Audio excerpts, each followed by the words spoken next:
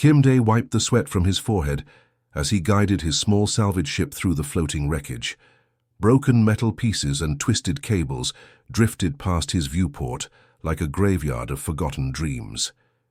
Station Kepler 7 had been destroyed 3 months ago in what the Galactic Council called a tragic accident.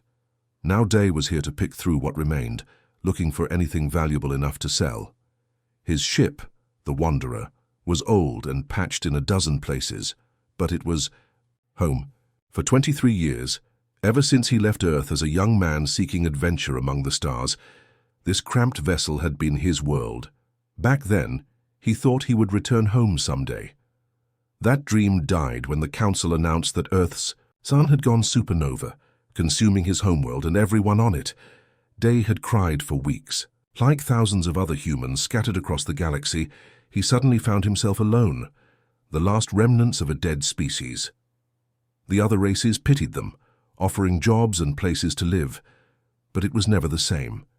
Humans were curiosities, now living reminders of a world that no longer existed. The scanner beeped, pulling Day from his dark thoughts. Something was different about this piece of debris. The twisted remains of the station's communication array still held power, its circuit somehow intact, despite the destruction around it. As Day moved closer, his equipment began picking up fragments of an old transmission, pieces of data still bouncing around inside the damaged system. He activated his recording device and listened. Most of it was static and broken words, but slowly, patterns emerged. Someone had been using very high-level encryption, the kind reserved for the Council's most sensitive communications. Project Severance remains classified Level 9. The voice was clear for a moment before dissolving back into noise. Maintain distance from human settlements. Avoid detection at all costs. Day frowned. Project Severance? He had never heard of it, and he made it his business to know. About Council operations that might affect human refugees like himself. He adjusted his equipment, trying to clean up more of the signal. Dampening field generators at coordinates 127.4 by 89.2. Earth quarantine holding steady for 2 decades. Population unaware of external monitoring. The words hit Day like a physical blow. His hands shook as he stared at the readout. Quarantine population? That was impossible. Earth was gone, destroyed by its own dying star. The Council had shown them the evidence, the stellar charts that proved their homeworld was nothing but expanding gas and cosmic dust. But coordinates 127.4 by 89.2 were familiar. They were Earth's coordinates. More fragments came through as Day worked frantically to capture every piece of data. The transmission spoke of containment protocols and technological suppression measures. It mentioned dampening fields that could hide entire star systems from long-range sensors. Most terrifying of all, it referenced human adaptive capabilities as a potential threat to galactic stability. Day's mind raced as he processed what he was hearing. If this was real, if Earth still existed, then everything the Council had told them was a lie. His homeworld wasn't destroyed. It was hidden, cut off from the rest of the galaxy by technology that made it invisible to their senses. The Council had deliberately separated humanity from its home, telling everyone that Earth was gone while secretly keeping it quarantined. But why? The transmission fragments gave hints. The Council spoke of humans as unpredictable and rapidly advancing. They mentioned concerns about technological contamination and cultural disruption. It seemed that humanity's quick adaptation to galactic society had frightened the older, more established species. Rather than deal with that fear, they had chosen to make the problem disappear. A warning alarm broke through Day's concentration. His sensors showed 3 Council patrol ships approaching fast, their sleek forms cutting through space with deadly purpose. They must have detected his salvage operation and come to investigate. If they found him here, listening to classified transmissions, he would disappear just like Earth had. Day's fingers flew over his controls, downloading everything he could from the damaged communication array. The patrol ships were getting closer, their weapon systems coming online. He had perhaps 30 seconds before they would be in firing range. The download completed just as the first warning shot blazed past his ship. Day slammed his hand down. On the hyperspace activation button, feeling the familiar twist in his stomach as reality bent around him. The stars stretched into lines, and then he was away, jumping through dimensions toward the outer rim territories where Council authority was weaker. As his ship raced through hyperspace, Day stared at the recorded data. In his hands, he held proof that humanity's greatest tragedy was actually its greatest betrayal. Earth lived. His people lived. They had been cut off from their children among the stars, told that their homeworld was ash when it was really thriving in forced isolation. The question now was what to do with this knowledge. Day was just one man with an old salvage ship, but he carried information that could shake the foundation of galactic civilization. The Council had built their authority on trust, on the belief that they protected and guided the younger species. If that trust was broken, if other races learned that the Council could simply erase worlds that inconvenienced them, everything would change. Day set course for Terminus Station, where he knew other humans gathered to trade and share news. It was time to contact his people. It was time to tell them that their long exile might finally be ending.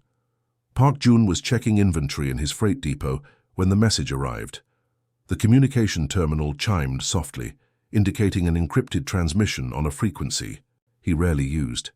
Jun wiped his hands on his work clothes and walked over to read it, expecting another routine shipping request. The sender's name made him pause. Kim Day. Jun knew that name from the human networks that connected their scattered people across the galaxy. Day was a salvage operator, one of the loners who worked the dangerous debris fields for scrap metal and old technology. But this message was different from the usual trade offers or news updates that passed between humans. As Jun read the contents, his hands began to shake. The words seemed impossible, too dangerous to be real. Earth wasn't destroyed. The Council had been lying for 20 years. Jun read it 3 times before the full meaning sank in. If this was true, everything they believed about their lost homeworld was wrong. Jun didn't waste time doubting.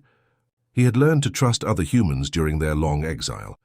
They looked out for each other because no one else would. Within an hour, he was sending copies of Day's message to every human contact in his personal network. Freight captains who moved goods between the outer colonies, mechanics who serviced ships in remote ports, engineers who worked on deep space construction projects, anyone who might have useful information or skills. The responses came back faster than Jun expected. Liebok, who worked security for mining companies on Vega Prime, sent back his own disturbing discoveries. He had noticed strange gaps in the Council's security databases, missing files that should have contained information about Earth's sector. When he tried to access them, the system claimed the data had been corrupted and deleted. Song Mi, who operated heavy machinery in the asteroid fields, reported something even more suspicious. The star charts used by mining crews showed blank space where Earth's solar system should be. Not destroyed space, not the expanding remains of a supernova, just empty coordinates marked as navigation hazard with no explanation. More messages flooded in throughout the day. A human doctor working on a Council medical station had noticed that all references to Earth's biological samples had been removed from research databases. A maintenance worker on a military base reported that certain star maps were classified beyond his security level, even though he had clearance to access most Council facilities. The pattern was clear. The Council hadn't just hidden Earth from long-range sensors. They had systematically erased it from their official records, leaving only traces that careful observers might notice. It was a cover-up so complete that most species probably didn't even remember humans had ever had a homeworld. Jun spent 2 days coordinating responses and planning a meeting. It had to be somewhere safe, away from Council monitoring stations and patrol routes. Finally, they settled on an old freighter that had been abandoned in the space between star systems. The ship was dead, its power systems long since failed, but it would provide cover from sensors and a place to talk freely. 15 humans made the journey. They came from across the galaxy, using vacation time or sick leave to attend what they told their employers was a memorial service for lost family members. In a way, Jun thought, that wasn't even a lie. The cargo hold of the dead freighter was cold and dark, lit only by portable lamps the humans had brought with them. June had rigged a holographic projector to display Dai's evidence, and the blue light cast strange shadows on the faces of the assembled group. "Look at this," June said, showing them the intercepted transmissions. "They talk about us like we're some kind of disease that needed to be contained. Project Severance wasn't about protecting us from a dying star. It was about protecting them from us." Yunha had been quiet during most of the presentation, but now she spoke up. As a former translator for Council diplomatic missions, she had access to databases that most humans never saw. "I've been digging through old files since I got Jun's message," she said, connecting her datapad to the projector. "Look at this assessment report from 30 years ago. The document that appeared was marked with the highest classification levels. It analyzed human behavior patterns and technological adaptation rates. The conclusions were chilling. Humans were described as dangerously unpredictable and capable of exponential advancement beyond established parameters. The report recommended immediate containment protocols to prevent cultural and technological contamination of established galactic order. "They were afraid of us," said Cho Nam, a ship engineer who had been listening quietly. "Not afraid we would attack them or start wars. Afraid we would change things too fast, upset the way they had always done business." The group spent the next 3 days in that cold cargo hold, sharing information and making plans. They had to be careful. If the Council discovered what they were doing, all of them would disappear. But they also had advantages. Humans had always been underestimated by the other species. They were seen as refugees, survivors of a dead world who posed no threat to anyone. That reputation would become their greatest weapon. They would use their positions throughout the galaxy to gather more intelligence about Earth's true condition and the Council's monitoring systems. They would build a network of information and resources, staying invisible while they learned the full scope of the deception. As they prepared to leave the abandoned freighter and return to their scattered lives, June felt something he hadn't experienced in 20 years. Hope. Earth was alive, and somewhere out there their people were waiting to be reunited with their lost children among the stars. Choi Min crawled through the narrow ventilation shaft, his small body moving silently through the metal tunnels that ran above the Council archives on Centauri Station. 6 months of planning had led to this moment. Every detail had to be perfect, every movement calculated. One mistake would not only cost him his life, but expose the entire human network they had spent so long building. Min had been working as a maintenance technician on the station for 3 years. The Council staff barely noticed him as he went, about his daily repairs, fixing broken systems and cleaning air filters. To them, he was just another human refugee, grateful for any work they would give him. They had no idea he was systematically mapping every corridor, every security checkpoint, every weakness in their supposedly impenetrable facility. Tonight was different. Tonight, Min carried equipment hidden in his tool belt that could copy entire databases in minutes. As he reached the ventilation grate above the main archive room, he carefully removed the screws and lowered himself into the darkness below. 3 star systems away, Kang So was having her own problems. The defense networks on Proxima Base were more complex than she had expected, layers of security that required careful navigation. But So had spent 2 years building her reputation as the most reliable maintenance worker on the base. The military officers trusted her completely, often leaving her alone in secure areas while they attended meetings or took breaks. So had learned to work fast and leave no traces. Her fingers moved quickly over the control panels, accessing files. That should have been impossible for someone with her security clearance to reach. The Council's military planners were careful, but they hadn't expected someone with her technical skills to be disguised as a simple repair worker. Meanwhile, Gil was facing the most dangerous part of the operation. As a freight supervisor at the Council's strategic planning facility, he had access to many areas of the complex, but the recording equipment he needed to smuggle inside was sophisticated and difficult to hide. One scan from security would reveal devices that no freight worker should possess. Gil had solved the problem, by hiding the equipment inside legitimate cargo containers disguised as standard shipping materials. It had taken weeks to prepare the false containers and establish shipping routes that would bring them to the right locations at the right times. Now he walked calmly through the facility's corridors, acting like any other supervisor checking on his deliveries. The three operations had to happen simultaneously. If one person was discovered, the others might have only minutes to complete their missions before security forces locked down all council facilities in the region. Min, So, and Gil had practiced their timing dozens of times, but they all knew that real operations never went exactly according to plan. Min was the first to reach his target data. The archive room contained information going back centuries, including the original files on Project Severance. As his equipment silently copied terabytes of classified information, Min discovered something that made his blood run cold.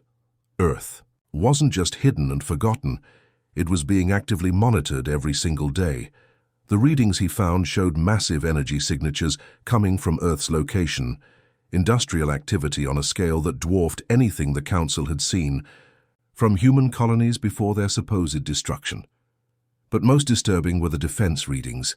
Earth was generating energy patterns that Council military analysts couldn't identify or understand. So was making similar discoveries in the military networks. Her data showed that Council fleets had been quietly repositioned over the past decade, moving into positions that would allow them to respond quickly to any threat from Earth's direction. The military was clearly nervous about something, preparing for a conflict they hoped would never come. But it was Gil who found the most shocking information. Deep in the strategic planning files, he discovered references to something called Project Revelation. The documents were heavily encrypted, but what he could access suggested that Earth's governments had not been sitting passively during their isolation. They had been building something, preparing for the day when their hidden status would end. According to the Council's own intelligence reports, Earth had detected the dampening field technology within 10 years of its activation. Instead of trying to break free immediately, they had used their isolation as an opportunity. Cut off from galactic oversight, they had been free to develop technologies without Council restrictions or interference. The stolen data painted a picture that none of the human infiltrators had expected. Their homeworld hadn't just survived the forced quarantine, it had used that time to grow stronger, developing capabilities that made the Council's military planners genuinely afraid. References to adaptive defense systems and breakthrough propulsion technology appeared throughout the classified reports. When the three operatives met again in their secret location, the abandoned freighter floating in empty space, they could barely believe what they had discovered. Min displayed the archive data on their improvised holographic system, showing energy readings that defied explanation. So added the military intelligence, revealing Council fleet movements that suggested they expected trouble from Earth's direction. Gil's strategic files completed the picture, showing that both sides had been preparing for this confrontation for years. "They've been building a fleet," Gil reported, his voice filled with amazement, something the Council calls Project Revelation. Their analysts think Earth has been constructing ships designed specifically to counter our technology. The implications were staggering. Earth knew about the quarantine and had been preparing to end it.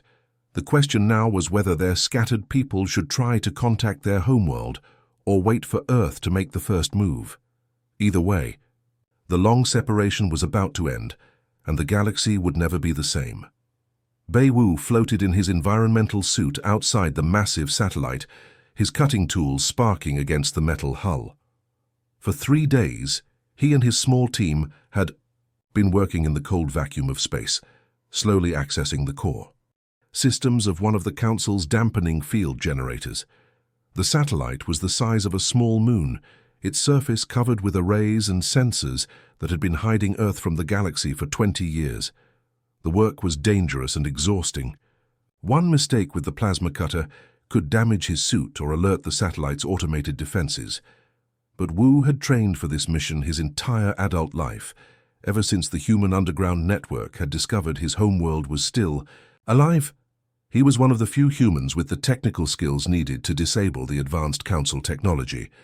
"Final connection made," Wu reported through his comm system to his partner, Han Bi, who was monitoring the operation from their hidden ship. Initiating cascade failure in 3, 2, 1. Wu pressed the activation switch on the device he had spent months building. It was designed to introduce a specific type of system error that would spread through the satellite's networks like a virus, shutting down critical systems one by one. The process would take several minutes to complete, but once it started, it couldn't be stopped. Warning lights began flashing across the satellite's surface as its systems detected the spreading failure. Wu kicked away from the hull and activated his suit's thrusters, racing back toward his ship before the satellite's emergency protocols could target him as a threat. At exactly 0800 Standard Galactic Time, the dampening field generator went completely offline. The massive energy barrier that had hidden Earth's solar system for 2 decades simply vanished, as if someone had turned off a light switch. Within minutes, long-range sensors throughout the galaxy began detecting something that shouldn't exist. On Terminus Station, Park Jun was checking his morning freight schedules when every sensor array in the system started screaming alerts. The readings showed a star system where space had been empty for 20 years, teeming with energy signatures and artificial structures. Jun stared at the displays in amazement, tears streaming down his face as he realized what he was seeing. Earth wasn't just alive, it was thriving. The reaction was immediate across human communities throughout the galaxy. Communication networks that had been silent for decades suddenly came alive as Earth's transmitters reached out to contact their lost children. The old emergency frequencies, unused since the supposed destruction of their homeworld, began carrying voices that many humans thought they would never hear again. On Earth, President Lim Do stood in the communication center deep beneath the capital city, watching as her staff worked frantically to establish contact with humans across the galaxy. She had been waiting 20 years for this moment, preparing for the day when the forced isolation would end and Earth could reclaim its children. "Ma'am," her aide reported, his voice shaking with emotion. "We're getting responses from everywhere. Terminus Station, Vega Prime, the Outer Rim colonies. They're all trying to talk to us at once." Lim nodded, watching the flood of incoming messages on the main display. Video calls from humans who had been children when they left Earth, now middle-aged. Adults with families of their own. Messages from refugees who had spent decades believing their homeworld was dead. The reunion was everything she had hoped it would be, but she knew it wouldn't last long. Sure enough, within an hour of Earth's reappearance, Council emergency broadcasts began flooding all communication channels. The tone was panicked, desperate. As the Council leadership tried to explain to the galaxy why they had hidden an entire species for 20 years, "Citizens of the galaxy," came the official announcement from the Council chambers, "we regret to inform you that the human species poses an existential threat to galactic stability. The quarantine measures previously implemented have failed, and immediate containment is required. All civilian traffic is ordered to avoid the human sector until further notice." But the Council's words rang hollow when compared to what sensors were detecting from Earth's direction. The hidden world wasn't just inhabited, it was fortified. Energy readings showed defensive systems unlike anything in Council databases, and massive shipyards that had been busy for decades. Admiral Konam stood on the bridge of the New Sol, watching as her ship's stealth systems disengaged. Around her, dozens of other vessels began materializing from what had appeared to be empty space. The Earth Defense Fleet had been waiting in the outer system, hidden by technology that made them invisible to even the most advanced sensors. The ships were beautiful and terrifying at the same time. Their hulls seemed to bend light around them, creating visual distortions that made them difficult to target. Weapon systems charged with energy frequencies that shifted and adapted in real time. Defensive shields that analyzed incoming attacks and modified their properties to counter them. "This is Earth command to all human vessels throughout the galaxy," Nam broadcast on open channels, her voice carrying to every human refugee and exile who was listening. "This is Admiral Ko Nam of the Earth Defense Fleet. Welcome home, brothers. And sisters, we've been waiting for you." She paused, looking at the tactical display that showed Council fleets mobilizing throughout the galaxy, their ships moving to surround Earth's system. 20 years of preparation had led to this moment. 20 years of building, planning, and waiting, for the day when humanity would no longer hide. "Now let's show them what we've learned during our time alone," Nam continued, her voice filled with quiet confidence. "It's time for the galaxy to meet the real human race." The Council's war fleet arrived at Earth's coordinates, expecting an easy victory. Admiral Zorak had commanded fleets for over a century, crushing rebellions and maintaining order throughout the galaxy. As his ships dropped out of hyperspace, he was confident that humanity's primitive technology would be quickly overwhelmed by superior Council firepower. What he found instead defied everything he thought he knew about warfare. The human ships appeared from nowhere, materializing out of empty space like ghosts becoming solid. Their hulls twisted light around them, making them difficult to see clearly. When Zorak's weapons officers tried to lock onto targets, their systems couldn't get a steady reading. The human vessels seemed to phase in and out of reality itself. "Fire all weapons," Zorak ordered, his confidence beginning to waver. "Destroy them before they can coordinate an attack." The Council fleet unleashed everything they had: plasma cannons that could melt through a planet's crust, particle beams that disrupted molecular bonds, gravity weapons that could crush a ship like an empty can. The space around Earth lit up with deadly energy as hundreds of Council ships opened fire simultaneously. But the human vessels didn't just survive the barrage. They studied it. As each weapon struck their shields, the energy was absorbed and analyzed. Within minutes, the human ships began firing back with weapons that used the same frequencies as the Council attacks, but somehow improved and more powerful. Admiral Konam watched from the bridge of the New Sol as her fleet demonstrated 20 years of hidden development.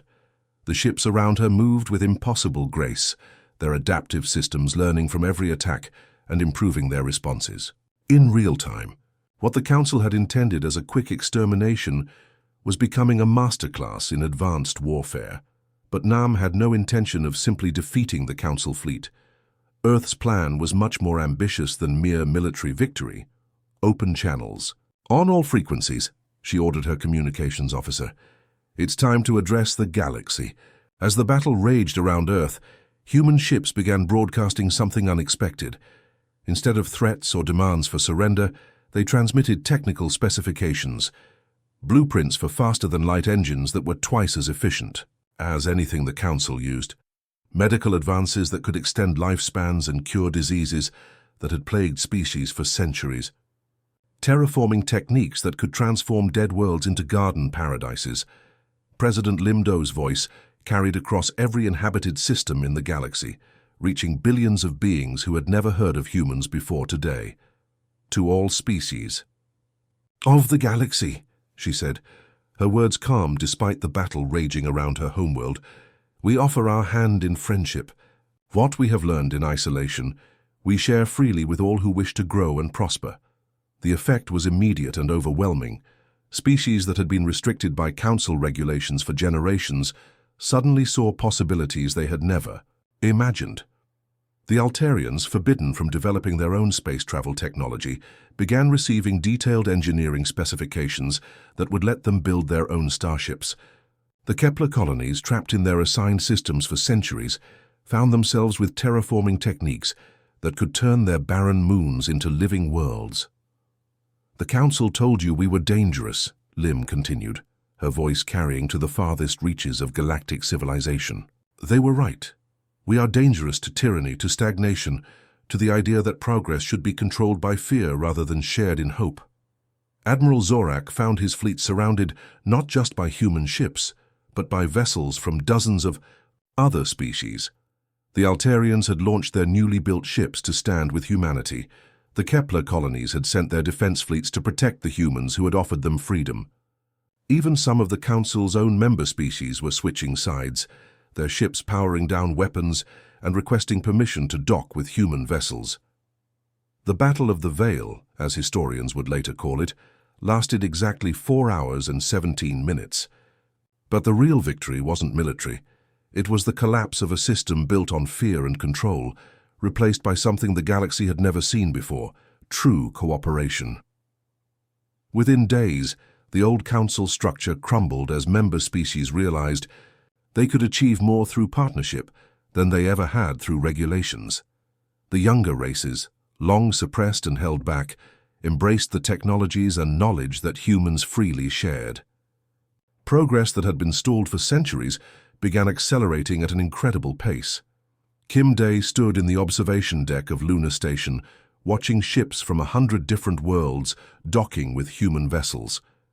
His old salvage ship, the Wanderer, was parked nearby, but he no longer needed to pick through debris to make a living. The galaxy's first truly cooperative research facility was under construction, and his skills were in high demand. Park Jun had traveled from Terminus, stationed to join the celebration. The two men who had helped expose the Council's greatest lie watched as their scattered people finally came home. Around them, beings from across the galaxy worked together on projects that would have been impossible under the old system. "They were right to fear us," Day said quietly, watching a group of young Altarians learning human engineering techniques from Earth instructors. "We are dangerous to anyone who thinks freedom and progress can be caged. The galaxy would never be the same. Humanity's children were home, and they had brought with them the most powerful force in the universe, the willingness to share knowledge and build a better future together."